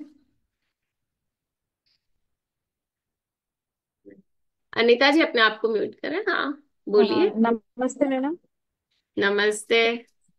मैम बहुत अच्छा लगा। इतना अच्छा आपने ध्यान करवाया। और मैम जो आपने नाभि का बताया था ना, मैम मेरे साथ वही वाली प्रॉब्लम है। नाभि मेरी हमेशा ऊपर की साइड रहती है। और कितनी बार मैंने उसको वो किया है, लेकिन वो नहीं अपनी जगह पर आती नहीं है मैम। यहाँ गुच्छा सा बना हुआ रहता है मेरे 5-6 इंच ऊपर। आपने बताया था ना नाभि के ऊपर यस। पेट में। हाँ। वो वही चीज स्थिति रहती है मैम। इससे मेरा डाइजेशन सिस्टम भी मतलब ठीक नहीं है। और वैसे मुझे कोई शुगर नहीं है, बीपी नहीं है, कुछ नहीं है मैम। पर वो इसकी वजह से मैं अनबैलेंस रहता है, पूरे पूरी बॉडी अनबैलेंस रहती है मैम। तो तो हमें इसके लिए काम मुझे करना है। क्या हमें करना बस चाहिए मैम? हमें वही काम करना है जो आज किया और 2 दिन और करेंगे हम। तो वही ओके काम मैम। करना है, चक्र का ध्यान करें, अपनी पीली रोशनी को महसूस करें, सूर्य की ऊर्जा को महसूस करें, उसको बढ़ाएं। और जो भी सोच सकारात्मक सोच को डेवलप करें कि मेरी जो भी नेगेटिविटी है, जो भी गलत सोच है, वो सब डिफ्यूज हो रही है उस ऊर्जा से। और हमारे अंदर एक पॉजिटिव एटमॉस्फेयर बन रहा है, एक पॉजिटिव वातावरण बन रहा है, जिससे हम और आगे की तरफ बढ़ रहे हैं। तो जहां हमारे ये पूरा मनोमय कोश है, जहां हमारा मनोमय कोश स्वस्थ होने लगेगा ना, वैसे ही आपके सारे बैलेंस होने लगेंगे। तो मैम अपने ये ऐसे मेडिटेशन से आ जाएगी अपनी जगह पर ये नाभि मेरी? नहीं, एकदम से कुछ नहीं होता है। उसमें हाँ लगातार हाँ। कंसिस्टेंसी से आप काम करोगे अपने ऊपर ना, सोच पे भी और अपने इस चक्रा को एलिवेट करने में भी, तो जरूर अच्छा ही होगा, इसका पॉजिटिव रिजल्ट ही मिलेगा। मैम इनके एंजल का नाम क्या बताया था आपने? Michael angel. Michael angel. Raphael Michael angel. आगे क्या मैम? मैं राइफल। हाँ, रफायल रफायल। रफ रफ फायर। मैं पूरा इसका कल आपको वो दे दूंगी, चैट में डाल दूंगी। Michael angel, Raphael. Michael angel ही बोल सकते हो आप, सिंपल वे में। कुछ नहीं, आप एंजल का हम कुछ भी नहीं जानते हैं ना, तो हमारी भाव को ही हम प्रकट कर दे तो भी हम उस स्थिति को पा सकते हैं कि भाई जो भी इस मणिपुर चक्र से रिलेटेड है वो एंजल आए और हमारी मदद करे इसको एलिवेट करने में।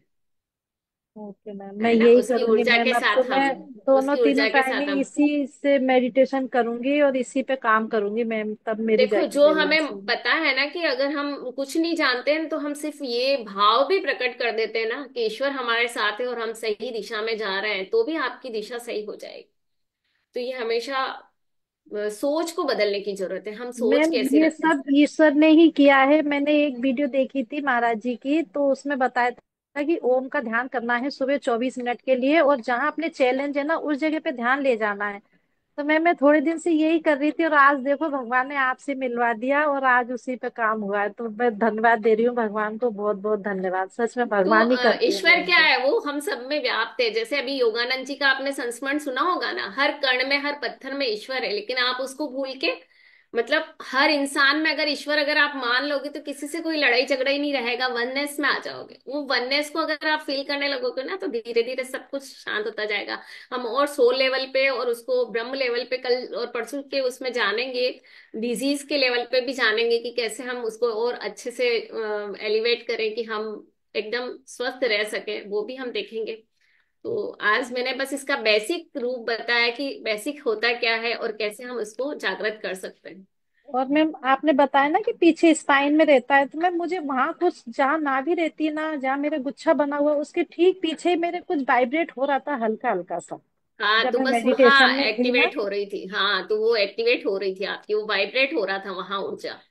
तो वो ओके होता मैम। हमारे बेसिकली हमारे सुषुम्ना नाड़ी में ही सारी चक्र, सारे एनर्जी सेंटर सुषुम्ना नाड़ी में ही है। लेकिन हम उसको आगे से जो स्थिति देखते हैं वो नाभि से 6 इंच ऊपर, और हमारे जो चेस्ट का होलो पार्ट है उसके बीच में इसका स्थान होता है। ये यही जगह है मैम, बिल्कुल इसी जगह मेरे दर्द होता है। इसी जगह पे मतलब मैं लंबी जैसे सांस भी लेती हूँ ना मैम, तो नीचे तक मुझे महसूस नहीं होता कि मेरे नीचे तक सांस जा रही, वहीं रुक गई है जाकर। अच्छा। ऐसा महसूस होता है मुझे। कई धीरे लोग धीरे हम कहते हैं इस ना पे नाभि काम तक करेंगे। सांस, हाँ नाभि हाँ। तक सांस लीजिए, तो मैम मुझे महसूस ही नहीं होता नाभि तक, बस वहीं आके रुक जाती मेरी सांस। ऐसा महसूस होता है नहीं, मुझे। अब जब भी श्वास लो ना तो बेली ब्रीदिंग करा करो। आप जब भी श्वास लो तो अवेयरनेस के साथ श्वास लो, जैसे हमारी 10 से ये प्राण वायु हमारी एक्टिवेट हो जाए ताकि। तो आप नोस्ट्रिल से नाभि तक श्वास को आता हुआ जाता हुआ देखो। बेसिकली हम देखते भी हैं ना, हम ध्यान में क्या कर रहे हैं, श्वास को देख रहे हैं। लेकिन जब हम ध्यान में गहरे उतर जाते हैं तो सांसें सूक्ष्म हो जाती है, सूक्ष्म श्वासों को हम देख नहीं पाते कहाँ चल रही, थोड़ा सा नोस्ट्रिल से हमारे थर्ड आई तक हो जाती है सूक्ष्म होने के बाद। लेकिन जब हम अवेयरनेस के साथ श्वासों को देख रहे हैं ना, ध्यान मतलब श्वास ले रहे हैं और छोड़ रहे हैं, बेली ब्रीदिंग कर रहे हैं, एब्डोमिन जिसको डायफ्रामिक ब्रीदिंग कहते हैं, वो करोगे तो आपकी नाभि भी स्वस्थ हो जाएगी। और मतलब जो उसकी प्रॉब्लम है ना वो भी दूर हो जाएगी। तो वो अवेयरनेस के साथ आप कंटिन्यूस 20 या 25 या 40 बार ऐसी सांसें लो, जो डीप ब्रीदिंग कहलाती है एक्चुअली में। तो उससे आपका मुझे ये। मतलब मतलब मैम जैसे सांस लेती हूँ ना मैं, तो मुझे महसूस नहीं होता, लेकिन उस चीज को मैं महसूस करूं कि मतलब मेरे सांस नाभि तक हाँ। जा रही है। हाँ, पेट को फूलता हुआ देखना, डायफ्रामिक ब्रीदिंग क्या ओके। है, पेट को फूलता हुआ देखना। और फिर सांस छोड़ने के साथ उसको पीछे जाता हुआ देखना। ये एक अलग प्रैक्टिस है, ध्यान से अलग प्रैक्टिस। आप इसको ओके। करो तो उससे आपका फर्क पड़ेगा। आज का प्रोग्राम तो मेरे लिए ही था मैम, मुझे ऐसा लग रहा है सच में, पर थैंक प्रभु यू, ने थैंक मेरे यू। हम लिए ही सबके, आपको हम बनाया। सबके लिए, हम सबके लिए और कोई इसीलिए मैंने शुरू में आपको हैंडेज किया था, मैंने कहा ये तो मेरा ही क्वेश्चन है मैम, मुझे क्या करना चाहिए, फिर मैंने कहा चलो बाद में पूछते हैं, मैम करवा रही है। धन्यवाद मैम, बहुत बहुत धन्यवाद, बहुत थैंक बहुत यू अनीता जी। धन्यवाद। बहुत बहुत धन्यवाद, आपकी शेयरिंग से दूसरों को भी फायदा होगा। हाँ मैम बहुत अच्छा भूमिका जी। लगा।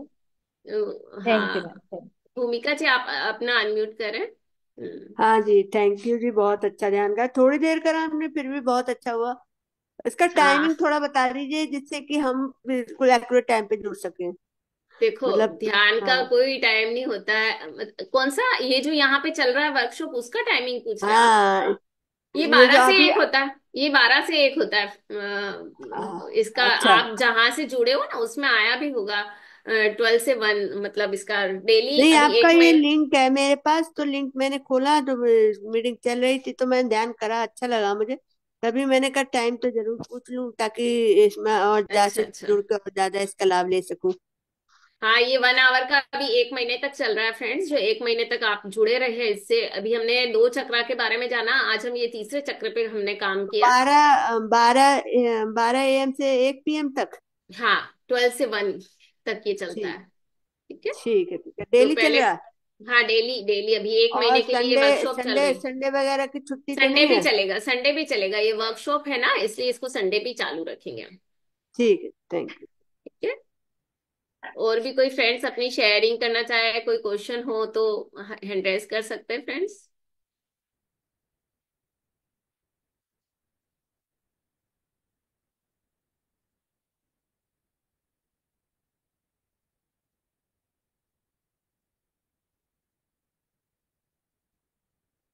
किसी ने यहाँ चैट में लिखा है कि all the 3 nadis originate from our नाभि।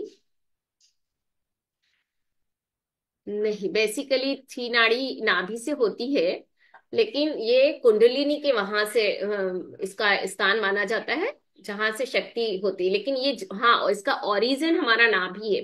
जो सुषुम्ना का ओरिजिन है वो हमारा नाभि स्थान है।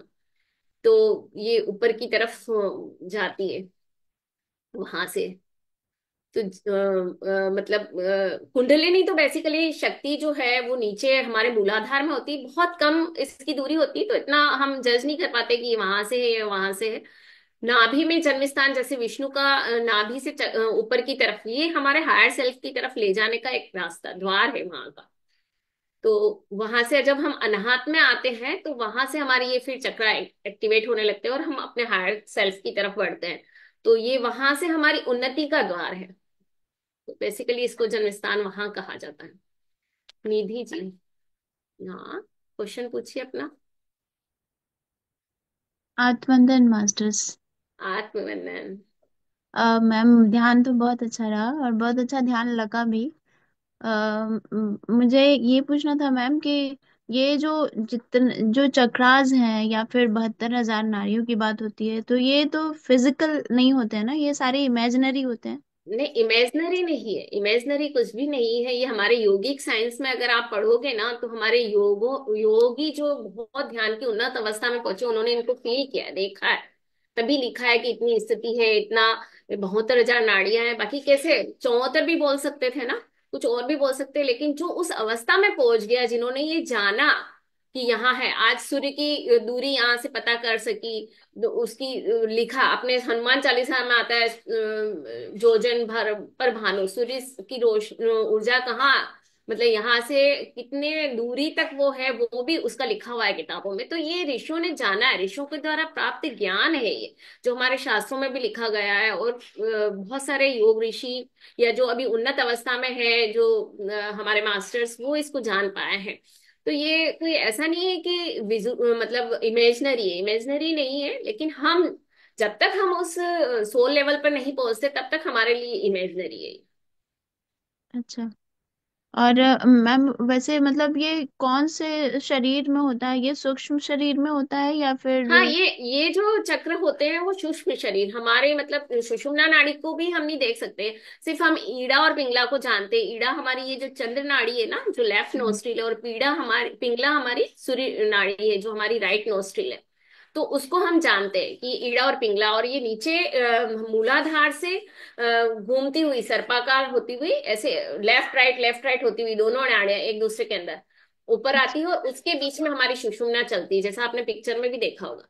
तो वो सुषुम्ना हम्म। उसके अंदर होती है, लेकिन एकदम सूक्ष्म होती है ये, हम देख नहीं पाते इसको, जब तक हम्म। हमारी वो आई नहीं हो, थर्ड आई जागृत नहीं हो जाए। तो वो क्षमता हमारे में आती है, तभी हम इसको देख पाते फ्रेंड्स। और मैम अगर हम खाली मेडिटेशन ही बहुत अच्छे से करें और अपने मन को कंट्रोल करने की कोशिश करें, और क्योंकि मन की स्थिति से ही तो हम हर चीज पा सकते हैं, है ना, ऐसा हाँ मुझे हाँ, लगता मन है। की स्थिति से मनोमय कोश को कल्चर करना आपको, ये मनोमय कोश है ना, अच्छी स्वाध्याय जो हमारे पितामह पत्री जी ने सबसे अच्छा एक साधन दिया कि ध्यान करो, आनापानसति ध्यान, स्वाध्याय और संजन सांगत, शेयरिंग करने से भी हम केयरिंग करते। तो is the first two chakras meditation, please give me. तो इनका अगर आप गुजरात के उसमें पीएमसी गुजरात के यूट्यूब पे जाओगे, तो आपको फर्स्ट चक्रा के भी मिल जाएंगे, है ना, वहाँ प्ले लिस्ट बनी हुई है। तो वो आपको मिल जाएगी, वहां पे आप जा करके नीचे वीडियो सेक्शन में जाके आप देख सकते हैं पहले के 2 चक्रा पे, अगर आपको काम करना है तो। और निधि जी, मैं जो आपकी बात है उसको बता रही थी कि क्या आपने पूछा था, एक सेकेंड। मन मन की स्थिति पे, मन स्थिति पे हाँ, काम मन की स्थिति पे, तो ये बेसिकली मनोमय कोश है। वो कहते हैं ना, यहाँ पे जाल ऐसा बुना हुआ है कि यहाँ से निकलना थोड़ा थोड़ा रिसाव होता है। लेकिन जब हम अपने मन पे काम करते हैं, स्वाध्याय पढ़ते, मतलब अच्छी बुक्स पढ़ना, स्पिरिचुअल बुक्स पढ़ना, या सज्जन सांगत्य करना और ध्यान करना, इससे क्या होता है, हमारे मन के ऊपर भी काम होता है। और फिर हम धीरे धीरे ऊपर की तरफ प्रगति करते हैं, तो सारे चक्र एक्टिवेट हो जाएंगे, फिर कोई प्रॉब्लम रहेगी नहीं। तो ये तो एक वो है, उपाय है, मतलब कि वो तो हम कर ही रहे हैं, लेकिन एक जल्दी से हमारे मतलब कोई बीमारी है हमारे अंदर या कोई हमारे अंदर बहुत ज्यादा ऐसे इमोशन है जिसको ट्रॉमा है हम निकाल नहीं पा रहे, तो उसको एक एक्टिवेट करने का एक ये अच्छा। एक्स्ट्रा साधन है कि भाई हाँ आप चक्रों पे जाएं, उस पे काम करें, तो भी आप अपने उस बीमारी को रिकवर कर सकते हैं, अपनी हेल्थ को रिकवर कर सकते हैं, अपने मन पे काम कर सकते हैं। तो ये एक माध्यम है हमारे अंदर। Thank you ma'am. Thank you so much ma'am, बहुत अच्छा लगा। Thank you Nidhi ji. अनीता जी, आपको और कुछ कहना है? हाँ मैम, यही पूछ रही थी मैं कि जैसे कहीं चले जाओ उसी टाइम पे, कभी जाना आना रहता है, तो मैम फिर वीडियो मिलेगी इसकी रिकॉर्डिंग? हाँ हाँ, वो पीएमसी गुजरात के प्लेलिस्ट में आप जाओगे ना तो वहां मिल जाएगी आपको, फर्स्ट से लेकर के मूलाधार से लेकर सारी, जब भी आप करना चाहो कर सकते हो उसमें। ठीक है। ओके मैम, थैंक यू, यही पूछना। Thank you. Thank you. और किसी का कुछ है या हम मीटिंग को एंड करें? किसी का कुछ शेयरिंग भी हो, किसी को बहुत ज्यादा वहाँ वाइब्रेशन महसूस हुआ हो या कुछ बताना चाहे तो मोस्ट वेलकम फ्रेंड्स।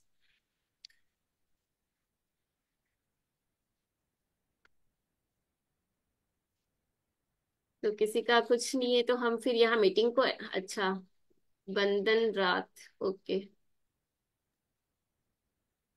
वंदना जी। हाँ जी, आत्मबंधन मास्टर्स। आत्मवंदन। मैम मैं दोपहर वाले अभी वाले सेशन में जुड़ी थी, पर मैं बैठ के कर नहीं पाई क्योंकि मैं थोड़ा सा काम में व्यस्त थी।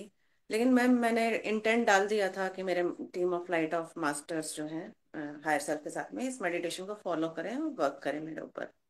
तो मैम मुझे काम के बीच में भी मुझे महसूस हो रहा था कि मेरा ये जो नाभि से ऊपर वाला पोर्शन है, इसमें जैसे थोड़ा फोर्स आ रहा है जा रहा है, इस तरह से महसूस हो रहा था। वाह, जैसे इसको बहुत ही सुंदर बात है ये तो, एकदम से आपने मतलब बहुत मतलब एक सोच दी लोगों को कि आपकी सोच कहाँ डेवलप होती है। आपने जो बता रहे हो ना उससे ये होता है कि हम जहाँ अटेंशन रखते हैं, जहाँ हमारा अटेंशन ऑफ माइंड जाता है ना, वहीं हमारी एनर्जी फ्लोज होने लग जाती है। तो आपने पहले से ऐसा सोच रख दिया, इसीलिए तो कहते हैं कि प्रार्थना करके अगर आप उसको करते हो तो आपके अंदर वो काम होने लग जाता है। तो बस आपका सोच ही आपका काम करने लग गया। तो ये बहुत अच्छी बात आपने शेयर करी फ्रेंड, मतलब वंदना और जी। मैम एक चीज और कि ईगो और एक कहते हैं कि पेशेंस, मुझे लगता है ऐसे पेशेंस खत्म होती चली जाती है ना, इसलिए हमारी ईगो जरा थोड़ी प्रोमिनेंट हो जाती है कि भाई अभी तक मेरा ये काम हुआ क्यों नहीं, या अभी तक मेरी जिंदगी में ये सुधार क्यों नहीं आया। यस और डेफिनेटली। मास्टर्स तो वाकई मतलब जैसे मैं एक, अगर आप थोड़ा सा टाइम दे तो इंसिडेंट्स शेयर करना चाहती हूँ। हाँ हाँ, जरूर जरूर। जब पिछला कुंभ हुआ था 4-5 साल पहले वाला, हम्म। प्रयागराज में गए थे मैं और मेरे हस्बैंड, थोड़ा अचानक बन गया शॉर्ट था। में बता दीजिए, है ना? हाँ जी, शॉर्ट में बता रही हूँ। तो मैम मैं अंदर से मैं कहूँ तो मैं माता को बहुत फॉलो करती हूँ, मतलब माता से ही मेरी बात चलती है। मैं कहूँगी जैसे इष्ट अगर कोई पूछे तो माता माता माता माता, सालों से ही है। तो अचानक स्नान के बाद ना मेरे हस्बैंड जल्दी करने लगे कि जल्दी चल अभी हमें वहां भी जाना है, प्रयागराज भी जाना है, मतलब बनारस में जो हमारे शिव जी का स्थान है। हाँ, काशी। हम्म, काशी में, हाँ जी, काशी विश्वनाथ, उनके भी दर्शन के लिए जाना है। तो ये जल्दी कर रहे थे तो मुझे थोड़ी सी चिढ़ मच गई। मैंने कहा मतलब अंदर से चिड़न आई कि चलेंगे ना, चल रहे हैं, अभी टाइम है। और क्या, हम तो माता वाले हैं, ऐसे मंदिर से अंदर से आवाज आई। तो जी चले हम, मेरी चप्पल खो गई उसके बाद, चप्पल खो गई, चप्पल नहीं मिली, नंगे पाँव में बस स्टॉप तक गई, मतलब बाहर तक गई जहाँ चप्पल कहीं ठेले पे ला के बैठा था, एक चप्पल खरीदी। उसके बाद बस में बैठे, लोकल ट्रांसपोर्ट में, सारी वो बस में थोड़ा 1 घंटे 2 घंटे का रास्ता था, 1 घंटे के बाद में वो जाके ऐसी अटक गई एक जगह पर, जाम में। हाईवे था लेकिन उस पर जाम था, सारी बसें साइड से चली जाएं, ओवरटेक कर करके रॉन्ग साइड से जा रही हैं, भागे जा रही है, और हमारा ड्राइवर खड़ा है वहां पे। और मैं अंदर से कह रही हूँ, अरे भैया बढ़ा क्यों नहीं रहा, सब ओवरटेक कर रहे हैं, तू क्यों नहीं कर रहा है। और वो हिले ही ना, धीरे धीरे धीरे धीरे धीरे।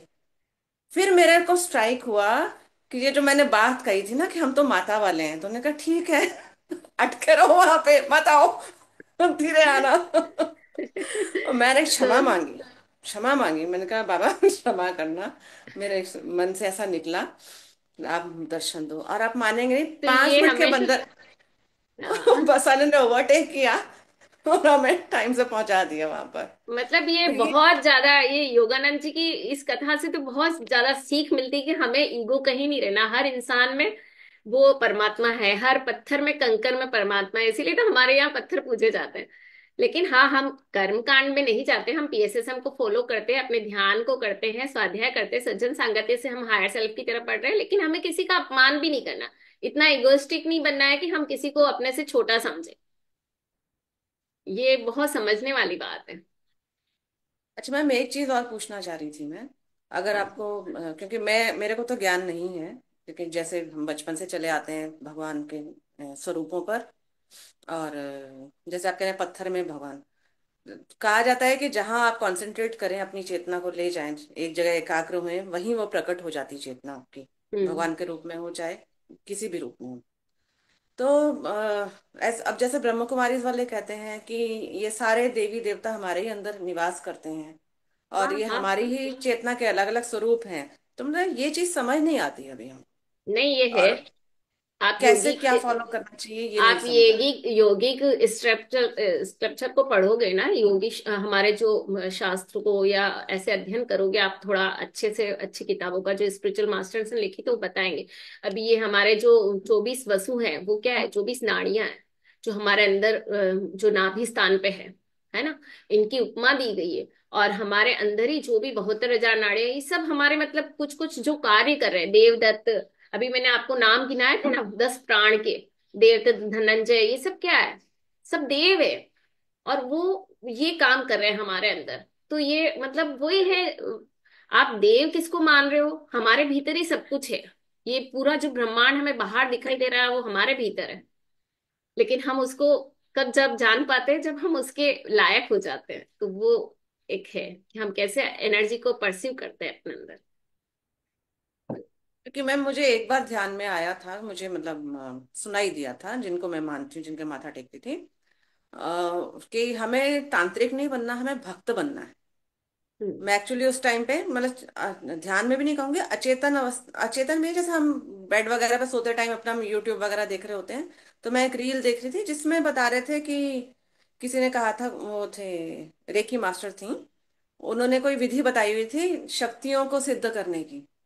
तो हम्म। थी बड़ी सिंपल, जल लेकर और फूल लेकर ऐसे थी। फिर भी मेरे मन में ये आया कि ये तो तांत्रिक विधि है। हम्म। तो इसका इस जब मेरे मन में ये आया कि ये तो तांत्रिक विधि है, तो मुझे वो आवाज सुनाई दी जिनको मैं माथा टेकती थी, और वो उनमें माता जी का प्रवेश है। तो उनकी आवाज आई कि हमें तांत्रिक नहीं बनना, हमें भक्त बनना है। तो मतलब ये भक्ति मार्ग पे जाना, ध्यान मार्ग पे जाना, ये ड्युअलिटी अभी चल रही है, ये तो एक पीएसएसएम क्या चीज कहता स्टिक है नहीं कि हो पा रही। भक्ति, भक्ति हम सब में, मतलब हर कंकर में हर पत्थर में भी अगर ईश्वर देखते हैं ना, वो परमात्मा तो एक ही। अगर हम उसको देखते हैं तो वो सब जगह एक ही है, एक ही रूप में समाया हुआ है ना।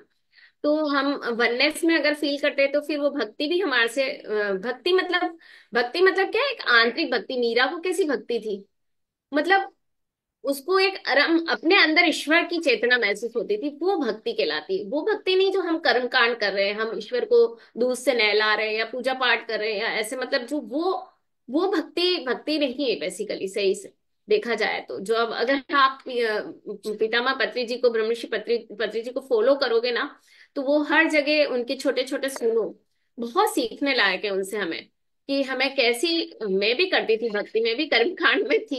लेकिन धीरे धीरे जब हम सही रास्ता पकड़ा, हमने जाना कि भाई ध्यान से हम अपने आप को उस परमात्मा से मिला सकते हैं, तो फिर हम उस रास्ते पे आ गए। तो हम जब जिस दिन जान जाए उसी दिन हमारा सवेरा है, वो समझ के हम उस पे काम करें। ठीक है। Thank you. Thank Shilu you ji, ma'am, thank आपको यू। कुछ और बताना है तो बता दीजिए। शीलू जी, अगर आप हो तो आप अपना कुछ ऐड करना चाहें तो।